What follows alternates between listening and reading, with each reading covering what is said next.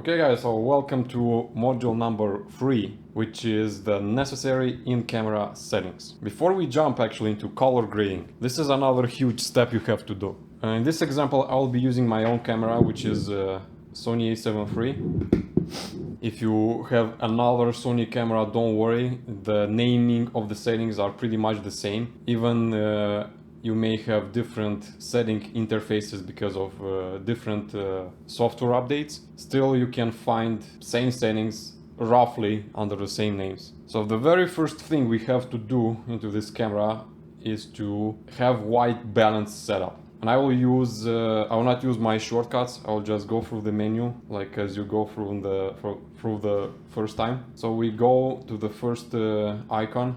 We have white balance. It's on page 12, but yeah, usually you will start at page 1, and yeah, this is the worst thing about Sony cameras, is not so intuitive, so you have to be very cautious and read every setting detail on what you have to change. And then 1, 2, okay, we got to a white balance. Press the middle button, and you have some different kind of choices, like depending on situation, as I mentioned, like are you outside, is the warm weather or cold weather or cloudy or sunny. This is auto white balance. I don't recommend to use it because you don't want to have in your video the white balance constantly changing. This will mess up your colors no matter how good you are at color grading. So forget about auto at all. And yeah, before you do the white balance, make sure you're into video settings. Just you have to rotate the dial to be into the video. Okay, so what I recommend is to use a white wall as a reference. I'm in my room. Thankfully I have a white wall. If you don't have a white wall, I recommend to have a white paper, just a white paper. And make sure you have a little bit good exposure. So you just go to custom setup. This is what you will get, like a circle here, right in the middle, and just point at the wall, press OK, and now as you see, white balance got auto corrected, and it will remain like this. And as you see, my hand looks pretty good. I mean, the colors look pretty well. I can use my mouse over here. And this is the exact color my eyes are seeing, so this first step is done. Then you have to activate S-Log picture profile. Alright, so I'm going right here, and in this case it's on, actually it's still on the first icon. And then let's keep searching. I forgot where it is, so it's a good way to show you like how it's for the first time. Picture profile are presenting different kinds of log footages, as I explained in module number 1, okay? So yeah, we go to picture profile, and you have different kinds of picture profile. Usually it's under the number PP1, PP2, 3, and usually S-Log2 is at PP7. This is, again, thankfully to most of the Sony cameras. And before you press OK, you have to go into a deeper settings to activate them. So you press right. Actually, this is the key difference to do that, because it will make your color grading so much easier. I would even say, like, if you do this change, you can skip the rest of the module. That's how big of a change it will give. However, if you want to get still the best quality possible, keep watching. So let's go to gamma. Okay, you leave at S-Log2. Black level you leave at 0. Black gamma, again, make sure it's middle, it's 0. Usually it's the default settings, but I'm gonna keep showing you because who knows, maybe with the software updates, depending on your camera, it's different. The knee, again, mode auto set, max point 100, sensitivity mid, manual set, like this. But if you keep it auto, it should be fine. Now we are going to color mode. This is actually the key difference, as I mentioned earlier. This is the different kinds of colors that your log footage will preserve. And you have different kinds. Usually by default you will have S-Gamut. And this will give you a flat image with very low contrast colors. And this will give you, as I said, it will make color grading a lot more complicated because you have to learn the color spaces and how it affects the initial footage, converting the colors to sGAMA to Rec 709. So what I recommend is to choose this one, ITU 709 matrix. Yes, you will still get flat image, desaturated image, low contrast image. However, the natural colors will be preserved, so you will have a good reference how it should look like. And then you can build artistic look on top of this. So we keep at ITU 709. Saturation, keep at 0. Color phase, again, keep at 0. Color depth, leave it as it is. Detail, I recommend to put the detail at the lowest, like -7, because in-camera sharpening is not so well done. It's way more easier and recommendable from the most of the filmmakers to do this in post-production. And adjust, just leave it as it is, don't mess here. Of course, if you are trying to get a specific look, but this is a topic for another course. Copy the details and reset. You just get to reset all your settings. Okay. So now we choose picture profile, press OK, and as you see now my image is underexposed, and you have ISO got at 800.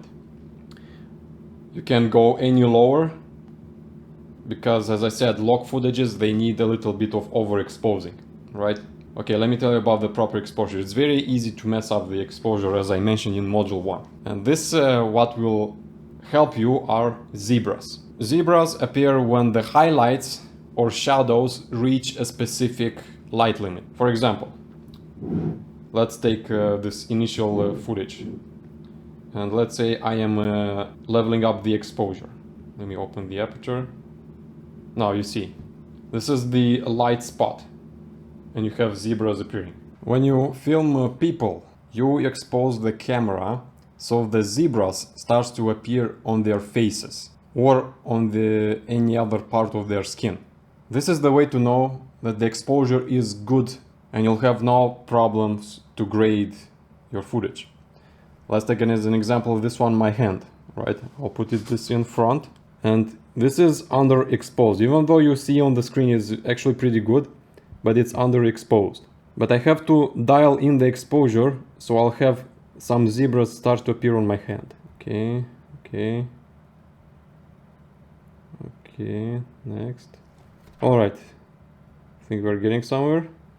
Let me raise the ISO. All right. So these are the zebras appears on my hand. This means that my hand is pretty good exposed. It can be my hand, it can be any other face. Keep in mind, zebras on the face are a good indicator that your footage is really properly exposed. Okay, so let's activate the zebras. At the moment in my camera they are activated, but I will show you again how to do this. So you have to activate the zebra display. You have to go to the menu. Let's get to the initial phase. Okay, let's search together.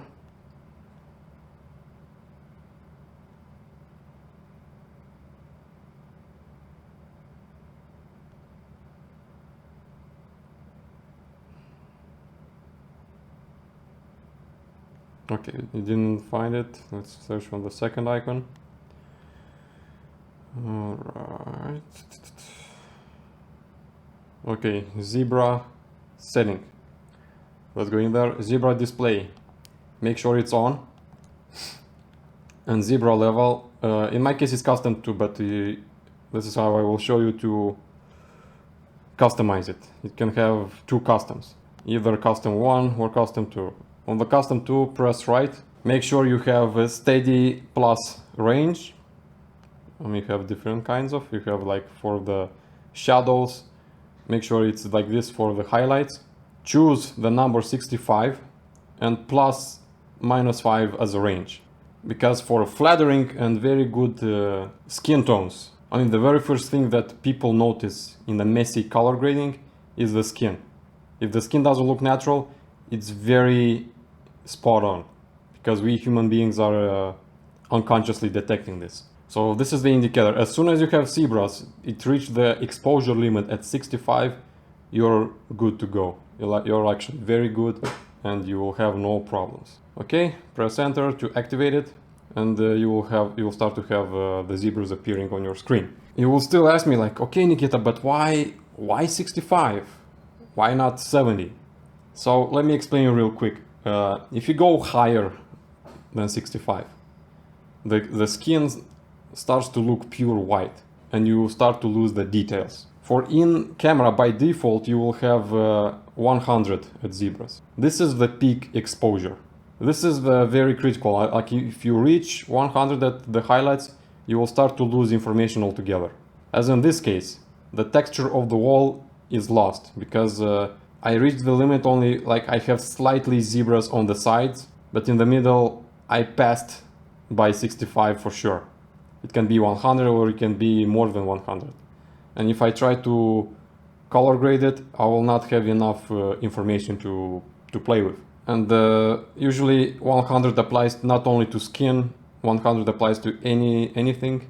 For example, if you film outside, the first thing you will start to lose are the details in the sky if you go past 100. Okay, so the best example in this whole module is to see how I'm exposing my face. I'll record in the camera and from the phone to see the screen. And if you have some little bit of zebras on your face, this is a good enough indicator to understand that yes, you exposed your image properly.